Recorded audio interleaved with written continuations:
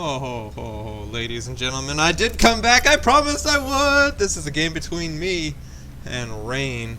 Rain is a red Zerg. That's what he is. Yep. This is Entombed Valley. I'm a blue Protoss. This is gonna be a good game. Promise. I played it. I remember. Yeah. So this is. I think Rain was ranked diamond. Like top diamond somewhere in there. Rank 15, I think. That's what I believe. I don't remember entirely. But I played this yesterday, I think. After I tried and failed to cast like 3 or 4 times. I was just like, you know what? I'll just play. And I did that. I played. So, I've been doing well lately. I'm pretty happy with the way my ladder progression has been going. For the longest time, you know, when I first started casting, when I went into casting for the very first time, I was Master League in all my team games in Diamond, top of Diamond. I was like rank 2 Diamond, I think, in 1v1. And then once I started casting, I got really, really rusty. And I was just like, it was a downward spiral. And then I dropped to like Platinum League. And I'm still there because I never really play much. You know, I'll log on, I'll play a few matches. And when I log back on, because it's so few and far between, I'll be like down 30 ranks. Just because everybody else is playing and gaining points. So, yeah. Anyway, long story short, I've been doing well. I'm probably going to be back to Diamond before the end of the season. Next season, I hope to make it back to Master League. So, it'll be cool beans, guys. Cool beans. Anyway, I don't know how many of my viewers actually still play the game. I don't see you guys on too often, and when I do, you're on Diablo. So, I don't know. I don't know how many people play StarCraft. I think people are waiting for the expansion, which I'm excited for it too. Just taking a drink here.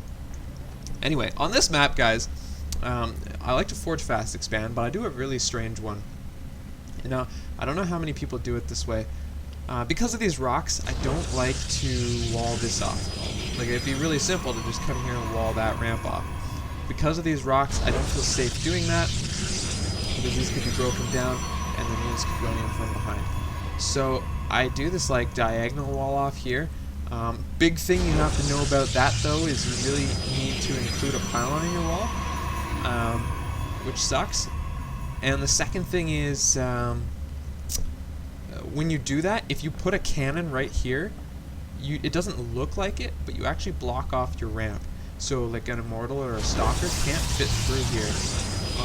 I don't even think a Zealot or Probe can if you put a cannon right here. It's really frustrating. I found that out the hard way. So I put my first cannon like a little bit here, and that covers pretty much your whole wall. It's nice. And then you have to leave a probe on the outside of the wall because you need to thicken this. Otherwise, they can kill just one pylon and get in. So yeah, you need to thicken the outside of your wall once you've started. So keep that in mind, guys.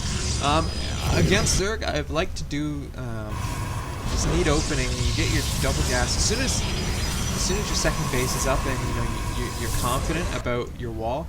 Like, I mean, I scouted my opponent. I figured out his pool timing. I Nexus first expanded, which you can do quite safely, by the way, if you're forge fast expanding, unless of course they early pull you in some stupid way. You can safely Nexus first expand.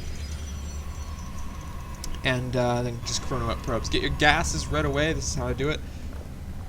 And then I'll be getting weapons 1 and 3 zealots. I don't always do the double gateway. I did it this time because I was in a hurry. I had extra cash and I was supply blocked because this pylon wasn't up yet, so I dumped it on a gateway. I normally just get the Cyber Core first. And yeah. So you will see me get 3 zealots. I usually get weapons 1, but because of the way this all worked out, not going to happen. And then I go and pressure the 3rd. That's usually how it works. And I think my 3rd zealot comes out now. Cool beans. And normally I leave with 3. And I go and pressure the 3rd. Now the problem with this, I'm going to speed up here for a second so you can see. He's getting all these fucking Zerglings here. And all these zealots are going to come over here and see that there's no 3rd. When you see that there's no 3rd, well, you know that he's doing some sort of huge pressure attack. That's the first thing it tells you. The second thing it tells you is that, well, you can't go into his natural. I mean, it looks like I could have gone into his natural with my zealots just because he left it open. But, I mean, yeah. Usually you just go home There is very rare occasions when a Zerg gets this much shit so fast without a third. It doesn't happen very often, and since it has, since I see that many lings, I know it's going to be a Baneling bust, because you can't get into my base. You just can't, not without Banelings. So, and you don't build that much shit unless you plan on being offensive with it. So anyway, you can see I'm morphing some Banelings, so that's why I'm thickening this wall. I'm making extra layers. I'm like, holy shit, I need another cannon. Getting my weapons upgrades, which is good. I sentries on the outside of the wall, which is not ideal, but you know, it happens. And here we go. Gonna engage here. There's only 3 Banelings. I think those Banelings are just to kind of clear out my units on the outside of the wall here. It doesn't have enough to get through a building. And there's very little pylon in my wall. Most of it is thick, meaty buildings, which is good. That's how you defend something like this. And you know, this is the direction I wanted to go in. This is the tech direction I wanted to go in. I wanted to go a lot of gateways. So having to thicken my wall is not a big deal at all. And I'm happy to do it. It's just the difference of not having to do this. So the other thing you want to think about is if you're getting Baneling busted, you need a fallback plan. So I'm starting stuff up here, so if he gets through, for some reason, if he gets through and I fuck up hard, you know, one wrong force field or something, I can block off this choke as well, and it just delays him into my main a little bit longer. So I can see him softening up my Cybercore. He's really going for my Cybercore because he's afraid of sentries, which is good. That's what a Zerg player wants to do.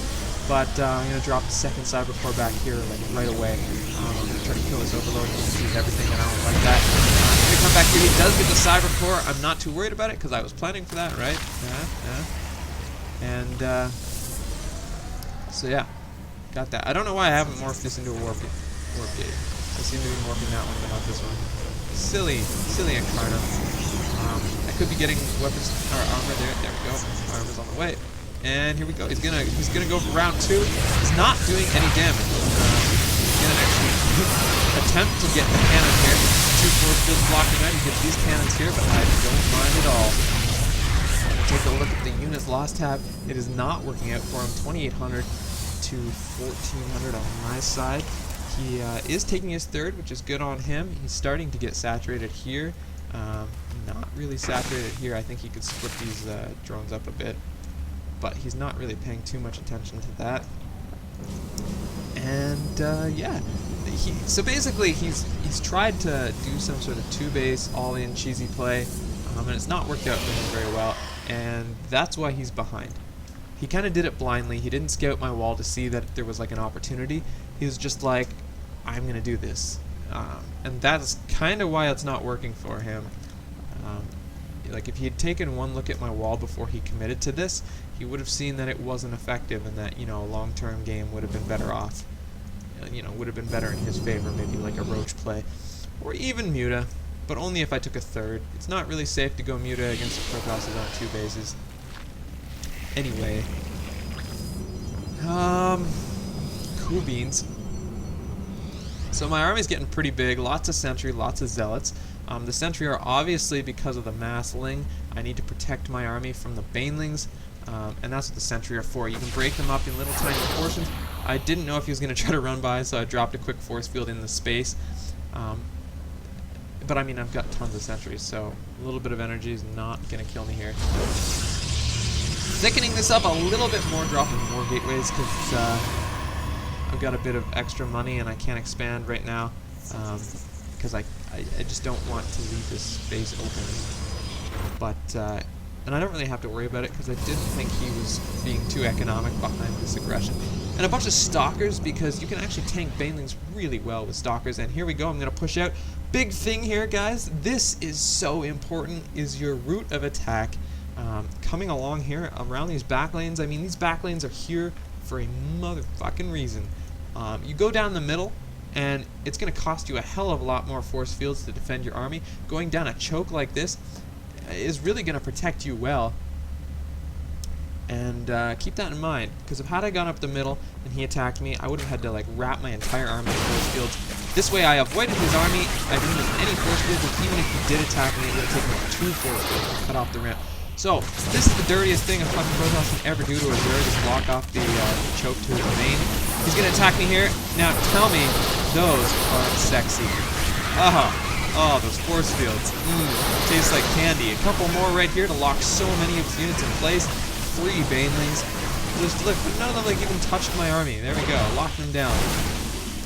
I think he's gonna think about coming back here again, and that army is not gonna get to try again. You know, it's not gonna get to escape. It's not gonna get to second think itself. These force fields, clutch, man. Oh, I love force fields so much. Goddamn. And you know, people say force fields are so easy to use. To lay down force fields like that takes so much practice. You can deny it all you want, but I really worked on this for a long time. 3 more beautifuls that are gonna, you know, lock down the banelings really hard. And I don't really want to push up this ramp. I mean, I've done my damage here. I can safely attack the 3rd. Pushing up into the main is a risky battle. There could be anything up there, and if you don't have an observer to take a look, it's not worth it. So he's gonna banelink buff a lot of Zelds, and Zelds with +1 armor, like the upgrades that I have, and 111. And those Zelds can actually tank quite a few banelings. An unfair amount of banelings, I'd say, is mostly because those banelings didn't really have. What do they have? They've got armor 1 and no upgrades. But anyway, gonna get the 3rd pretty one-sidedly. Nothing to oppose here. A lot of force fields on my sentry still because they've been so cost-effective.